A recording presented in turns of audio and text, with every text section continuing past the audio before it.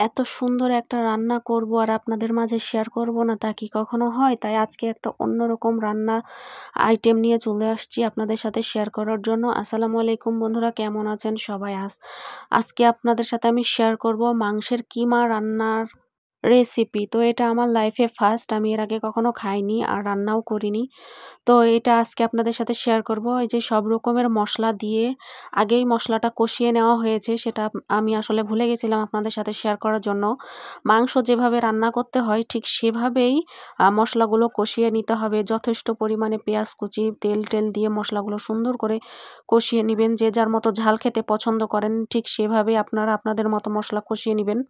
অবশ্যই মসলাটা অনেক সুন্দর করে কষাতে হবে যাতে করে মসলার ভিতর থেকে উপরে তেল উঠে আসে। যখনই তেল উঠে আসবে পারফেক্টলি তখন বুঝবেন যে মসলা কষানো ডান। মাংসের কিমাটা আপু আগে থেকেই করে রেখেছিল, জাস্ট ফ্রিজ থেকে বের করে আর কি নর্মাল করে মাংসটা মানে কিমাটা রান্না করতেছে।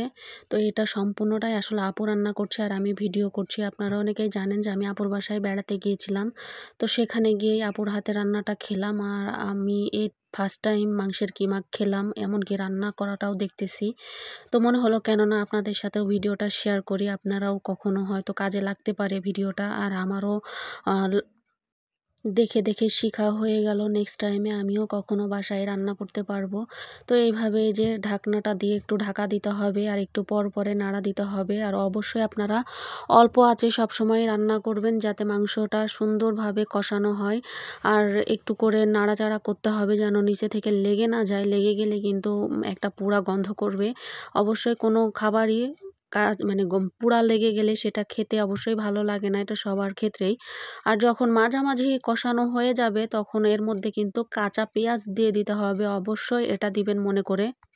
আপনারা আপনাদের পছন্দ মতো কাঁচা পেঁয়াজ দিবেন, কিন্তু পরিমাণে একটু বেশি দিলে আর কি খেতে একটু বেশি ভালো লাগে।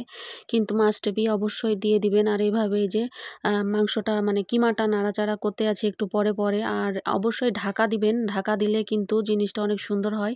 আর একটু পরে ঢাকনাটা তুলে নাড়াচাড়া করতে থাকতে হবে, কারণ দেখতেই পাচ্ছেন আপনাদের পুরা প্রসেসিংটা আমি একদম র ভিডিও দেখাচ্ছি।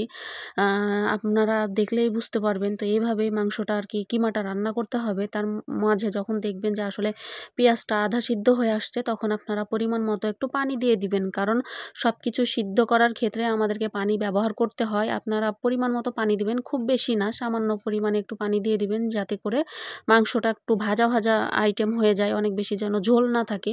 তো এই যে দেখতেই পাচ্ছেন আমাদের মাংসের যে পানিটা দিয়েছিলাম সেটা কিন্তু শুকিয়ে অলরেডি শুকনা হয়ে গেছে। তো এরকম অবস্থায় যখন মাংসটা চলে আসবে তখন বুঝতে পারবেন যে আপনাদের রান্নাটা বিশেষ করে কাছাকাছি হয়ে গেছে, কমপ্লিটের কাছাকাছি আর কি। তো দেখবেন যে আসলে যখন মাংসের ভিতর থেকে তেল বেরিয়ে আসবে তখনই বুঝবেন যে আসলে আপনার মাংসের কিমাটা হয়ে গেছে রান্না।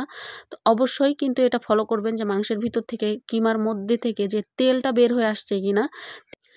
আপনারা যদি মনে করেন যে আপনারা একদম ভাজা খাবেন তাহলে সেরকমই ভাজা করতে পারেন। আর আপনারা যদি মনে করেন যে না ভাজা কম, আমরা একটু ভুনা খাবো, তাহলে সেরকমও করতে পারেন। আমরা একটু ভাজা খাবো সেইজন্য ভাজা করেছিলাম। তারপরে দেখতেই পাচ্ছেন আমাদের মাংসের কিমাটা কেমন একটা ভাজা।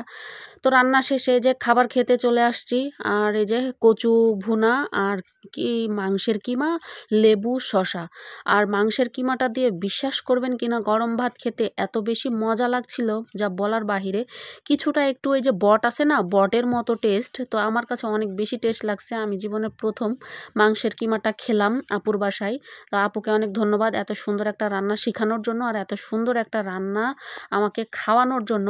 তো এখান থেকে আমারও শিখা হয়ে গেল আর আপনাদের সাথেও শেয়ার করলাম, আপনারাও শিখে রেখে দিবেন। আর অনেকেই হয়তো জানেন বা অনেকেই হয়তো পারেন, আমার হয়তো জানা নেই, বাট আমি এটা জানি না। সেই জন্য মনে হলো যেহেতু আমরা ভিডিও বানাই তাই মনে হলো যে আপনাদের সাথে বিষয়টা আমি শেয়ার করি। তো আজকের মতো এই পর্যন্তই। ভালো থাকবেন সবাই। আল্লাহ হাফিজ।